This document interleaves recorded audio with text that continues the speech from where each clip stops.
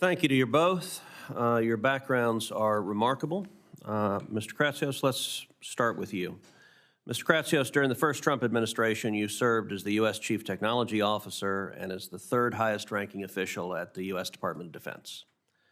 Mr. Metter, you bring extraordinary experience, not only from your time at the FTC, but also from your tenure at the Department of Justice and the Antitrust Division and your work in the Senate as a recidivist, twice going to work for Mike Lee.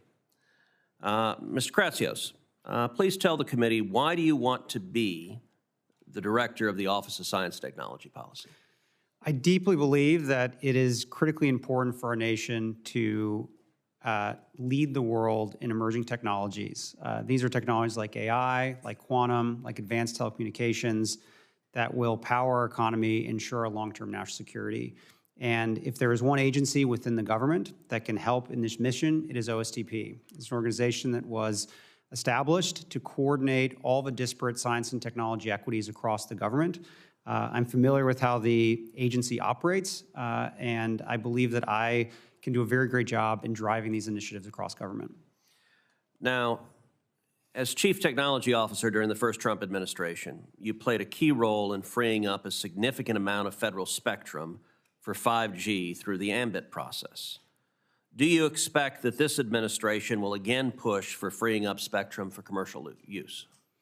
I think it's critically important to always be looking at ways that we can better utilize the spectrum that is currently being occupied by various government agencies. And the process that we're able to show in the ambit process is that if you bring the right technologists to bear on these problems, we can find a way that can benefit both the national security interests of the United States and the commercial interests. So I think it is very possible to be done, and I think we just have to bring to bear the great science and technologists at OSTP to help solve the critical technical problems or technical challenges associated with freeing up some of this spectrum.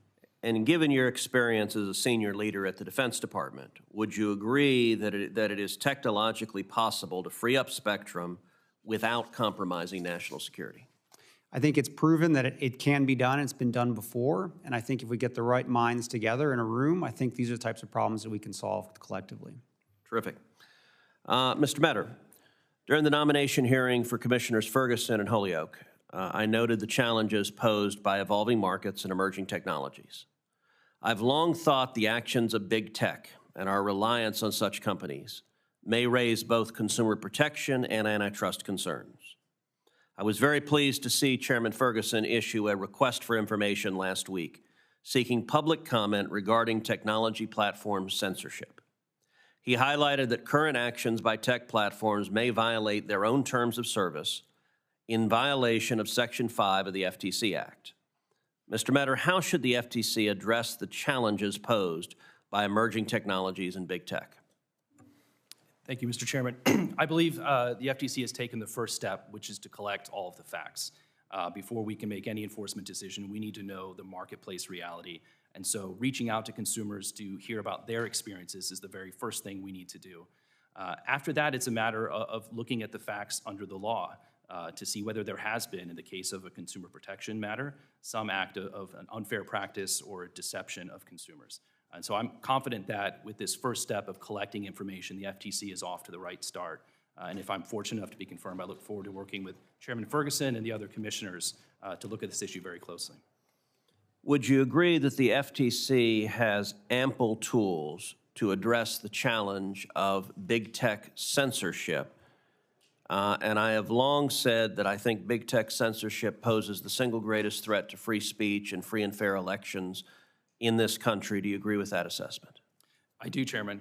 I believe that the FTC has a lot of tools at its disposal currently, and the first thing that it can do is to undertake an examination of the market through that lens to see what tools we have available to address the harms that we identify in the marketplace. Should we encounter some harm that can't be solved with the tools that FTC has today, I would be happy to work with your office and other members of the committee to discuss what the path forward might be for additional tools to solve that problem. Mr. Kratsios, at OSTP, you played a pivotal role in advancing the United States' AI strategy, and you helped establish many of the tenets put in place under the 2020 National Artificial Intelligence Initiative Act. But some of those tenets were abused by the Biden administration. The first Trump administration's AI initiative emphasized NIST's role in developing basic measurement standards for AI. Under President Biden, NIST used authorities granted by the AI Initiative Act to develop standards for evaluating supposed AI risks, and I put that in quote, such as bias and misinformation. Testing standards became a Trojan horse for progressive social policies. In January 2025, President Trump issued a new AI executive order in which he directed OSTP to develop an AI action plan. The president knows the United States must avoid the European model of premature regulation, something Vice President J.D. Vance also emphasized in his speech at the Paris AI Summit the other week.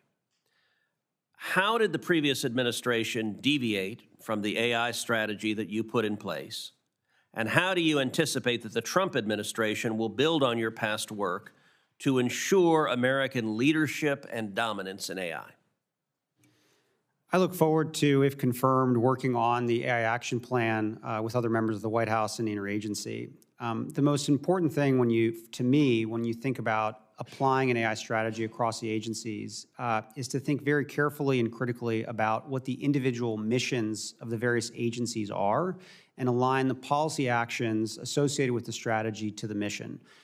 With regards to NIST, for example, NIST has a long bipartisan history of being an agency that does measurement science. And the work associated with any AI initiative should be in the light of that. It should be focused on measurement science. So to me, I look forward to working with a wide variety of agencies that would be involved in driving this AI action plan. But most critically, and I think through the lens that I would be looking through all of this through, is understanding what the strengths are of individual agencies and making sure that how they contribute to the larger strategy aligns with that rather than deviating from it. Thank you. Senator Blunt, Rochester. Thank you, Chair Cruz and Ranking Member Cantwell.